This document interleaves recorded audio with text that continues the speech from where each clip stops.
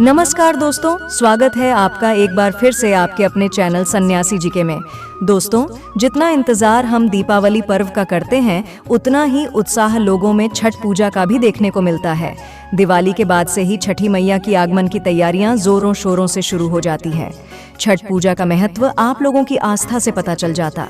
छठ पूजा का महत्व इतना है कि न सिर्फ भारत में बल्कि विदेश में भी लोग छठ पूजा का पर्व हर्षोल्लास के साथ मनाते हैं। कार्तिक मास की शुक्ल पक्ष की चतुर्थी को छठ पूजा का पर्व मनाया जाता है।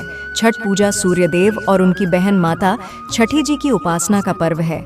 इस व्रत में सूर्य देव का उपासना करने का सबसे बड़ा महापर्व है और माना जाता है कि माता छठी बहुत ही दुलारी और चंचल है, इसलिए किसी भी प्रकार की गलती से वे जल्द ही रुष्ट हो जाती है।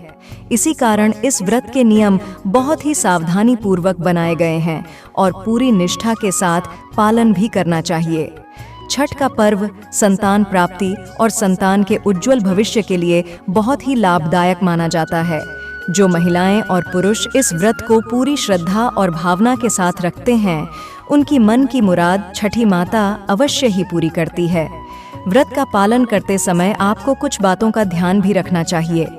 तो आइए जानते हैं कुछ ऐसी बातें जो आपको व्रत के समय भूल से भी नहीं करनी चाहिए, नहीं तो इस व्रत का खंडन हो जाता और इसका बुरा परिणाम आपको भुगतने पड़ सकते हैं। तो आइए जानते हैं छठ पूजा के दौरान कौन सी गलतियां नहीं करनी चाहिए।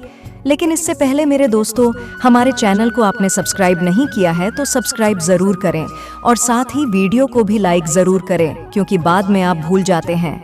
तो दोस्तों, छठ पूजा का यह पर्व 4 दिनों तक मनाया जाता है, जिसमें पहला दिन नहाए खाए, दूसरा दिन खरना, तीसरा दिन संध्या अर्घ्य और अंतिम दिन उषा अर्घ्य। इन चारों दिन व्रत रखने वाले 36 घंटे का निर्जला व्रत धारण करते हैं और उनके घर के सदस्य चाहे व्रत रखे हों या नहीं, किंतु व्रत से जुड़े सारे नियमों का पालन अवश्य करते हैं। छठ पर्व के चारों ही दिन आप शुद्ध वस्त्र धारण करें और ऐसी वस्त्र धारण करें जिनमें सिलाई नहीं लगी हो। इसलिए महिलाएं को साड़ी और पुरुषों को धोती का प्रयोग करना चाहिए। ध्यान रहे कि इन 4 दिनों में पवित्र और शुद्ध वस्त्र ही धारण करिए, मैले वस्त्र बिल्कुल भी धारण न करें। दोस्तों, छठ का सबसे कठिन नियम होता है। इसमें आपको और घर के बाकी सभी सदस्यों को स्वच्छता और सात्विकता का पूर्ण पालन करना होता है। छठ पूजा की प्रसाद को बिना नहाए या बिना हाथ पैर धोए या मैले हाथों से कभी भी ना छुए।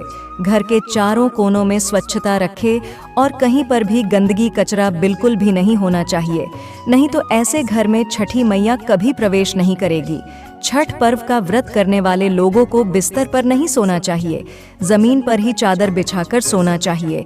और ध्यान रहे कि छठ पूजा के दिन लहसुन, प्याज, मांसाहार, धूम्रपान, मदिरा, तंबाकू, इन सभी चीज़ों का त्याग कर देना चाहिए और उनके सभी घर वालों को सात्विक भोजन और ब्रह्मचर्य का पालन करना अनिवार्य माना गया है।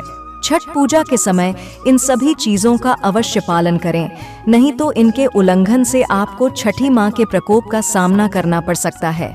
छठ पूजा के व्रत के दौरान सारी महिलाएं मिलकर नदी किनारे सूर्य देव की उपासना करती हैं।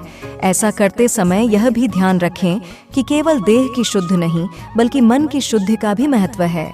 इस पर्व के दौरान किसी भी प्रकार की बुराई, गंदे विचार और किसी के प्रति कुदृष्टि की भावना, क्रोध, अपवित्र शब्द, भेदभाव जैसी प्रवृत्ति को कोसों दूर रखें और कोई बुराई कर भी रहा हो तो उन्हें भी रोके या वहां से दूर चले जाएं। सूर्य को अर्घ्य देते समय बांस की सुप या टोकरी का बहुत महत्व होता है और उसका प्रयोग करने से पहले उसे अच्छे से गंगा जल से धोकर शुद्ध कर ले, क्योंकि आपने बाजार से खरीदा है तो उसे कितने प्रकार के लोग छूते हैं।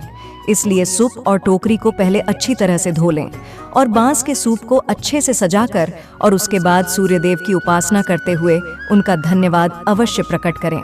मेरे प्यारे साथियों, छठ पूजा में हर एक चीज़ का बहुत महत्वपूर्ण हिस्सा होता है और उसमें बनाने वाला प्रसाद जो गेहूं और गुड़ से बनाया जाता है, जिसे ठेकुआ कहा जाता है, उसमें हम आपको ध्यान दिलवाना चाहते हैं कि गेहूं का आटा आपने खरीदी हुई गेहूं से ही पिसवाना चाहिए। बाहर से आटे को लेकर उससे प्रसाद न बनाएं।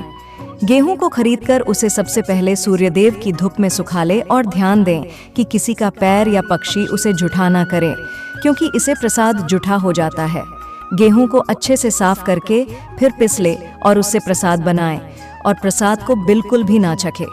व्रत के समापन के बाद कई सारे लोग ब्राह्मण को दान देना भूल जाते हैं।